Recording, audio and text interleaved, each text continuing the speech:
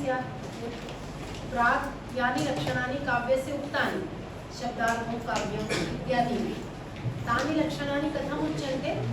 काव्यस्य बाह्यस्वरूपं बोधयन्ति तादृशानि लक्षणानि। काव्यस्य आत्मतत्त्वं ये बोधयन्ति तादृशानि लक्षणानि तु न कथ्यन्ते। यथा विश्वनाथादयः यानि लक्षणानि वदन्ति अथवा आनन्दवर्धनेन यथा उक्तं काव्यस्य आत्मा ध्वनिः एवं कृत्वा विश्वनाथः अग्रे कथयति किं वाक्यं रसात्मकं काव्यम् इति। तर्हि अग्रे काव्यस्य आभ्यन्तरस्वरूपं केन्द्रीकृत्य अपि लक्षणानि उक्तानि। शब्दार्थं काव्यम् इत्यादीनि लक्षणानि तु काव्यस्य बाह्यस्वरूपमेव बोधयन्ति इति एकं वक्तव्यमासीत्। इतोपि अस्माभिः प्रथमे दिने पठितमासीत् शास्त्रशब्दस्य विषये। तर्हि तत्र एतत्तु अस्माभिः ज्ञातं शासनात् शास्त्रं शंसनात् शास्त्रम्। एतदपि मया उक्तमासीत् कदाचित् काव्यशास्त्रस्य शास्त्रत्वं कस्मात् अस्ति? शंसनात् अस्ति इति मया चिन्तितं, कदाचित् विस्मृतमासीत्। काव्यशास्त्रस्य शास्त्रत्वं शंसनात् अस्ति। शंसनं नाम गूढतत्त्वस्य प्रतिपादनं, उद्घाटनं वा। तर्हि यस्मिन् ग्रन्थे गूढतत्त्वस्य प्रतिपादनं क्रियते, तस्मिन् विषये विचारः क्रियते, तस्य अर्थोद्घाटनं क्रियते, तच्च शास्त्रमिति कथ्यते इति अस्माभिः ज्ञातव्यं। तर्हि काव्यशास्त्रस्य शास्त्रत्वम् अनया दृष्ट्या भवति। शिष्यते अनेन तत् अनुशासनम्। अनुशासनं। हाँ, शासनम् अनुशासनम् इति वक्तुं शक्नुमः। तत्र शिष्यते अनेन इति शासनं। पुनः शासनात् शास्त्रम् इति उक्तमस्ति। इतोपि दर्शनशास्त्र इत्यादि शासनात्। दर्शनशास्त्रे शंसनात् शास्त्रम् इति एव वदति।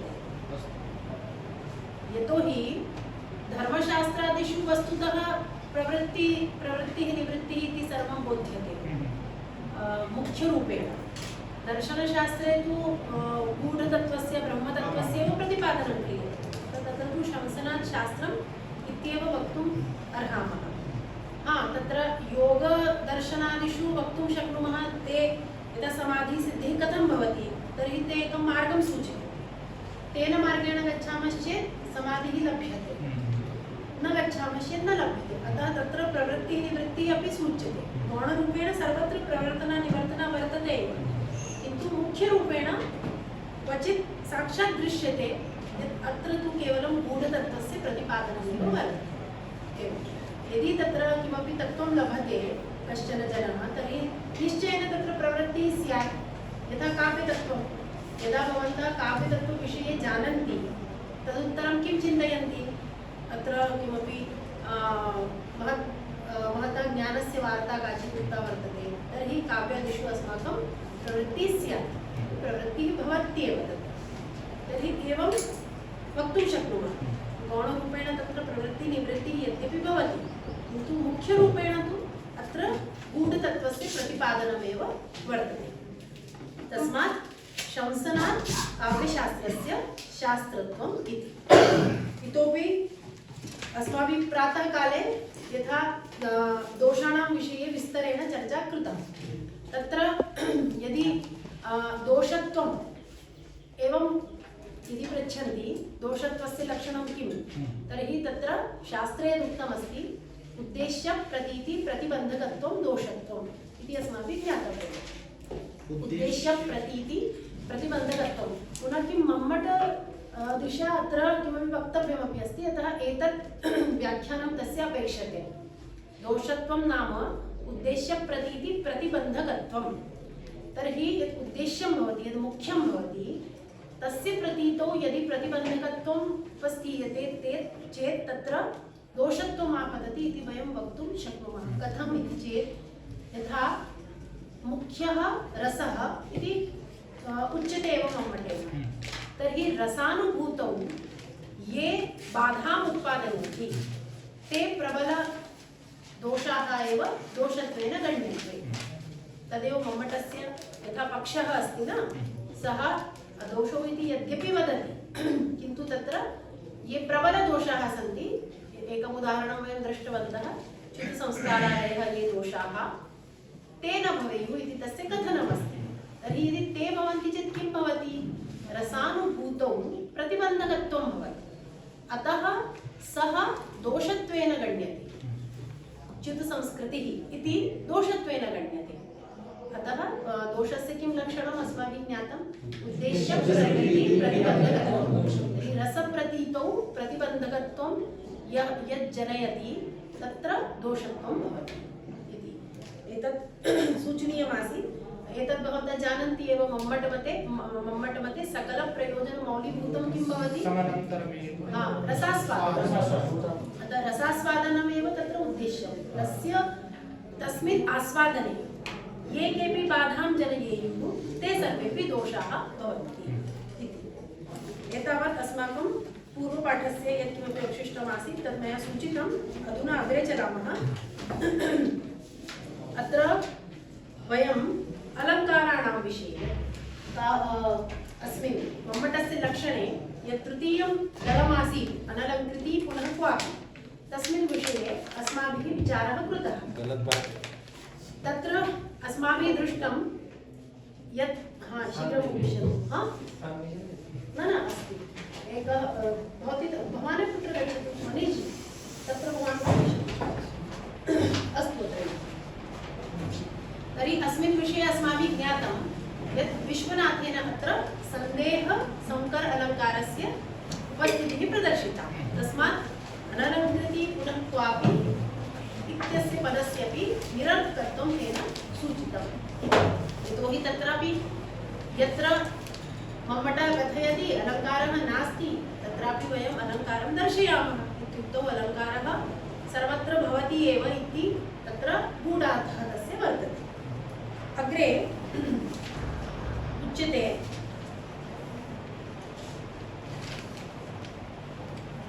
एतदस्माभिः पठितं कीटाणुविद्धरत्नादि साधारण्येन काव्यता दुष्टेष्वपि मता यत्र रसाद्यनुगमः स्फुटः इति अत्र पर्यन्तम् अदोषौ इत्यस्य विवरणं सञ्जातं। तदुत्तरं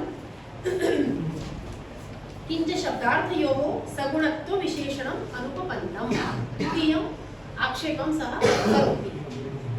प्रथमं जातम् अदोषौ इत्यस्मिन् विषये तेन सर्वमपि उक्तम्।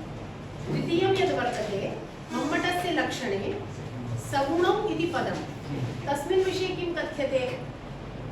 शब्दार्थयोः सगुणत्वम् इति विशेषणम् अनुपपन्नम्, अर्थात् अस्यापि अत्र अन्वयः न भवति अथवा एतदपि अनुपयुक्तम्। एतद् मया सूचितमेव आसीत्। अस्मिन् लक्षणे शब्दार्थौ इति विशेष्यपदं तत्र त्रीणि विशेषणानि।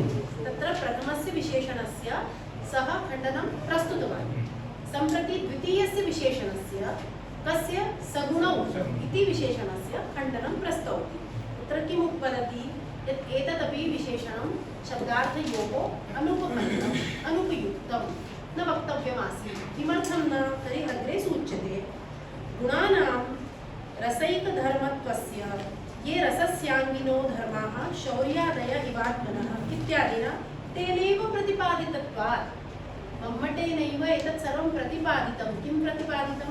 येन उक्तमस्ति ये रसस्याङ्गिनो धर्माः शौर्यादय इवात्मनः उत्कर्षहेतवस्ते स्युः अचलस्थितयो गुणाः इति मम्मटेन अष्टमोल्लासे आदौ एव उक्तम्। तर्हि सः किं कथयति? ये रसस्य अंगिनः धर्माः के? न ये रसस्य अंगिनः धर्माः भवन्ति गुणाः। तर्हि अत्र तु मम्मटः कथयति गुणाः अंगीरसस्य धर्माः भवन्ति। यः अंगी वर्तते, यः मुख्यः भवति रसः, तस्य धर्माः भवन्ति गुणाः। सम्प्रति अत्र किं वदति? शब्दार्थयोः विशेषणत्वेन कथयति। कीदृशौ शब्दार्थौ? सगुणौ शब्दार्थौ इति कथयति।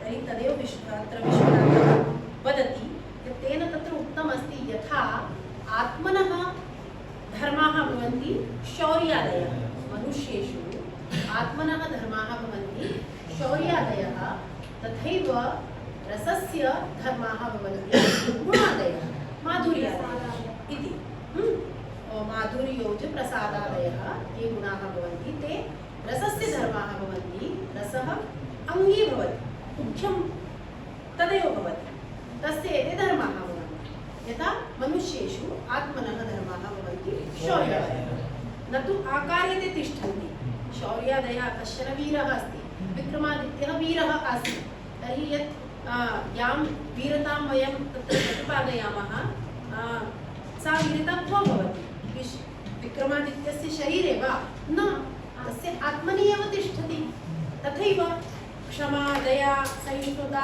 उदारता एते सर्वेपि गुणाः क्व भवन्ति आत्मन्येव शरीरे तु न भवति अतः वृत्तौ अग्रे उक्तमस्ति न तु आकारेण तिष्ठन्ति तथैव एते गुणाः अपि शब्दार्थयोः कथं धर्माः भवन्ति कथं तस्य विशेषणत्वेन अत्र उक्तमस्ति तेन यतोहि मया इदानीम् आदौ उक्तं शब्दार्थौ काव्यमिति काव्यस्य बाह्यस्वरूपं यतोहि शब्दार्थौ मिलित्वा काव्यस्य बाह्यस्वरूपं निर्मान्ति किन्तु तस्य आन्तरिकस्वरूपम् अथवा तस्य आत्मतत्त्वं तु किञ्चित् भिन्नमेव वर्तते केचन तत्र ध्वनितत्त्वं स्थापयन्ति केचन अलङ्कारतत्त्वं स्थापयन्ति केचन रीतितत्त्वम् औचित्यं वा एवं तत्र भिन्नभिन्नसम्प्रदायाः सन्ति तस्मिन् विषये तु भवन्तः जानन्ति तर्हि अत्र इदानीं भवन्तः अपि एवं पश्यन्तः सन्ति न वा कथं मम्मटेन अशुद्धं सर्वं यथा विश्वनाथस्य मतं पश्यामश्चेत् एवं ज्ञायते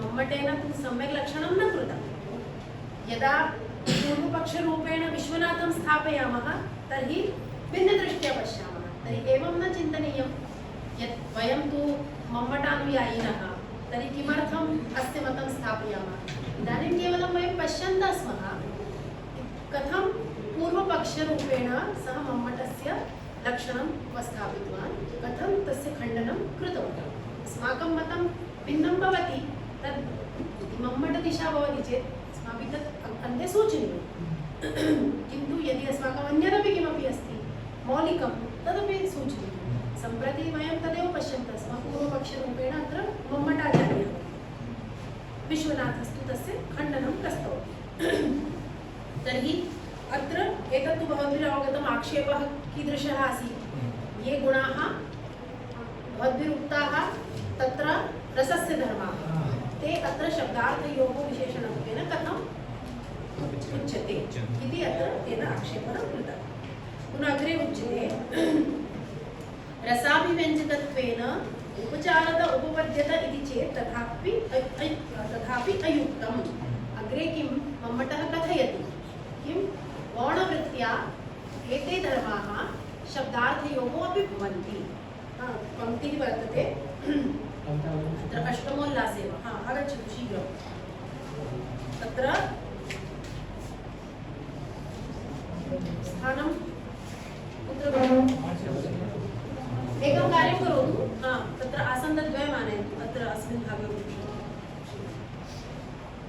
मम्मट किं कथयति गुणवृत्त्या पुनस्तेषां वृत्तिः शब्दार्थयोर्मताः गुणवृत्त्या गुणवृत्तिः नाम अत्र लक्षणावृत्तिः लक्षणावृत्त्या तेषां स्थितिः शब्दार्थयोः अपि भवति क्या बोल रहे हैं कि मुख्य रूप से तो ये रस के ही धर्म है कौन गुण माधुर्य ओज और प्रसाद जो गुण है ये मुख्य रूप से तो रस के ही धर्म है ना लेकिन गौण रूप से ये शब्दार्थ के भी धर्म बनते हैं गौण रूप से कैसे जैसे कि हम लोक में भी क्या बोलते हैं विक्रमादित्य वीर है ना तो विक्रमादित्य के आकार में भी उसका हम उच्चार से ग्रहण करते हैं कि नहीं करते हैं है ना हम बोलते हैं कि वो साहसी है सुंदर है इत्यादि तो कहीं ना कहीं गौण वृत्ति से उसकी बाह्य आकृति पर भी हम उसका आरोप करते हैं कि नहीं करते हैं वैसे ही यद्यपि शब्दार्थ काव्य का बाह्य स्वरूप ही है और रस ही आत्मतत्व है तथापि हम गौण वृत्ति से उन शब्दार्थ में भी इनका आधान करेंगे है ना वो नहीं करेंगे तो असंभव है क्योंकि उसके अभिव्यंजक तो शब्द और अर्थ ही होते हैं ना। यदि शब्दार्थयोः प्रयोगम् एव वयं न कुर्मः तर्हि कथं रसानुभूतिः स्यात्, कथं तेषां गुणानाम् अपि बोधः स्यात्। तर्हि आदौ आधाररूपेण तु शब्दार्थौ तिष्ठतः एव, किन्तु विश्वनाथस्य कथनमपि असमीचीनं नास्ति। सः वदति भवतामेव भवद्भिर्यदुच्यते तस्य भवद्भिः स्वयमेव खण्डनं क्रियते। तत्र वदन्ति रसस्य धर्मः, अत्र वदन्ति सगुणौ शब्दार्थौ काव्यम् इति। किमर्थं सरसौ इति न उक्तम्? इतोपि अग्रे उच्यते यदि रसस्य ते धर्माः भवन्ति तर्हि यदा रसस्य स्थितिः स्यात् तर्हि गुणानां स्वयमेव स्थितिः भवेत्। तत्र कथमिति चेत् यदि विक्रमादित्य आगच्छति चेत् तस्य वीरता अपि तेन सह आगच्छति न वा? सः शूरः अस्ति, वीरः अस्ति, तेन सह एव तत् आयाति। कर्णः आगच्छति चेत् तस्य दानशीलता अपि तेन सह आयाति न वा? तर्हि यदि सरसौ इति उक्तं चेत् समाधानं भवति, तत्र गुणः स्वयमेव आगच्छन्ति। विश्वनाथेन किं कर्तव्यमस्ति? रसस्य स्थापनं कर्तव्यमस्ति। सः रसवादी आचार्यः अस्ति, अतः सः सर्वत्र रसस्य स्थितिमेव पश्यन् अस्ति। सः कथयति यदि भवन्तः स्वयं वदन्ति मुख्यार्थः रसः, पुनश्च तस्य धर्माः एते माधुर्यादयः, तर्हि किमर्थम् अत्र सगुणौ इति वक्तव्यम्? अत्र सरसौ इत्येव वक्तव्यम्। समझे आप क्या आक्षेप है? ठीक है, और आगे क्या बोलते हैं देखते हैं। रसाभिव्यंजकत्वेन उपचारत उपपद्यत इति चेत् तथाप्ययुक्तं, तथा हि तयोः काव्यस्वरूपेणाभिमतयोः शब्दार्थयोः रसोऽस्ति न वा? नास्ति चेत् गुणवत्त्वमपि नास्ति, एतदपि समीचीनं। यदि तत्र रसवत्ता एव नास्ति तर्हि गुणाः अपि न सन्ति। यदि नीरसत्वम् अस्ति, आप जब कह रहे हैं कि रस के धर्म है गुण, तो रस होगा तो होंगे ही। खुद मम्मट कह रहे हैं अचल स्थितयो गुणाः, तेषां चल स्थितिः नास्ति। यथा अलङ्कारः, अलङ्काराः कथं भवन्ति? कटककुण्डलादि, तर्हि तान् वयम् अपसारयितुमपि शक्नुमः। यथा इदानीम् एतत् धृतम् अस्ति, तद् वयं निष्कास्य स्थापयितुं शक्नुमः, किन्तु आत्मनि ये धर्माः तिष्ठन्ति तान् तु वयं न अपसारयितुं शक्नुमः। यः कोऽपि दयालु वर्तते, कश्चन साहसी वर्तते, कश्चन क्रूरः वर्तते, एतत् सर्वं कथं भवति? वयं पृथक् न कर्तुं शक्नुमः, तदेव वयं व्यक्तित्वम् इति वदामः न। तर्हि अत्र तेन कथ्यते यदि तत्र रसः नास्ति, भवन्तः रसस्य उल्लेखमेव न कुर्वन्ति अस्मिन् लक्षणे। यदि रसः नास्ति चेत् तस्य धर्माः गुणाः तत्र कथं तिष्ठन्ति? लोक में ऐसा देखा है ये वीरता बैठी है, ये शूरता बैठी है, ये दया बैठी है, ऐसा नहीं होता ना। उसको धारण करने वाला व्यक्ति चाहिए ना। हाँ, तो अभी जब आप कह रहे हैं कि रस के धर्म है और रस की बात ही नहीं कर रहे हैं, तो जब रस नहीं है तो गुण भी कहाँ से आएंगे? तो फिर लक्षण में गुण शब्द क्यों रखा? ये बात उन्होंने आक्षेप के रूप में कही। फिर क्या कहते हैं? गुणानां तत् अन्वय व्यतिरेकानुविधायित्वात्, अन्वय व्यतिरेक संबंधेन तत्र गुणाः तिष्ठन्ति। अन्वय व्यतिरेक संबंधः कीदृशः भवति? अन्वयः तद्भावे तद्भावे न तदभावे तदभावे अथवा तत् अभावे। तदभावे तदभावः व्यतिरेकः। हिंदी भाषा में वयं वदामः, माधुरी समझे तुम? नहीं समझे ना? हाँ तो अन्वय का मतलब होता है इसके होने पे इसका होना, ये अन्वय संबंध है। और उसका विपरीत व्यतिरेक संबंध, इसके न होने पे इसका न होना। तर्हि अत्र तादृशी स्थितिः वर्तते न वा? यदि रसः अस्ति चेत् गुणाः सन्ति एव, अन्वय संबन्धः। रसः नास्ति चेत् गुणाः अपि न भवन्ति, इति व्यतिरेक संबन्धः। तर्हि बहु प्रगाढ़ संबंधः जातः, जहाँ पे दोनों तरह से सिद्धि हो जाए, वहाँ पूर्णता हो जाती है। अन्वय व्यतिरेक दोनों संबंधों से यहाँ सिद्धि हो रही है। रस है तो गुण है, रस नहीं है तो गुण नहीं है, क्योंकि आप खुद ही कह रहे हो कि ये अंगी रस के धर्म है, तो ये बिना अपने आधार वृत्ति के तो स्थित रह ही नहीं सकते। तर्हि भवतां स्वस्यैव वचनम् इदानीं भवद्भिः स्वयमेव खण्डितम्। फिर क्या कहते हैं? अस्ति चेत् कथं नोक्तं रसवन्तां रसवन्तौ इति विशेषणम्। यदि एवं रसस्य स्थितिं भवन्तः अग्रे वर्णयन्ति अङ्गिरूपेण तस्य धर्मत्वेन तस्य धर्माः गुणाः इति भवन्तः कथयन्ति चेत् किमर्थं रसवन्तौ शब्दार्थौ काव्यम् इति किमर्थं न उक्तम्? यदि रसवन्तौ इति उक्तं स्यात् चेत् तत्र गुणानां समावेशः सहजतया स्वयमेव अभविष्यत् इति एतेषां कथनस्य सारः। ये बात समझ में आई कि अगर आप इसमें लक्षण में हम देख क्या रहे हैं, मम्मट के लक्षण का खंडन देख रहे हैं। तो विश्वनाथ ये कह रहे हैं कि आप पहले अदोषों का तो बता दिया उन्होंने कि भाग का निरर्थक है, क्योंकि दोष सहित भी काव्य बोलते हैं। फिर उसने दूसरा क्या कहा कि गुणों की जो स्थिति है वो रस के बिना नहीं है। आप खुद कह रहे हैं कि उनकी अचल स्थिति होती है और वो रस के धर्म है, रस अंगी है, मुख्य है। तो आप इसमें रसवंतौ ऐसा ही रख देते ना, रसवंतौ शब्दार्थों काव्य, बाकी और भी वो अभी पूरा अपना लक्षण बताएंगे निष्कृष्ट रूप में, किंतु यहाँ पर अभी सगुणों पद के का निरर्थकत्व प्रतिपादित किया जा रहा है। तो जब कोई व्यापक धर्म बोल देते हैं तो जो उसमें समाविष्ट धर्म है वो स्वयं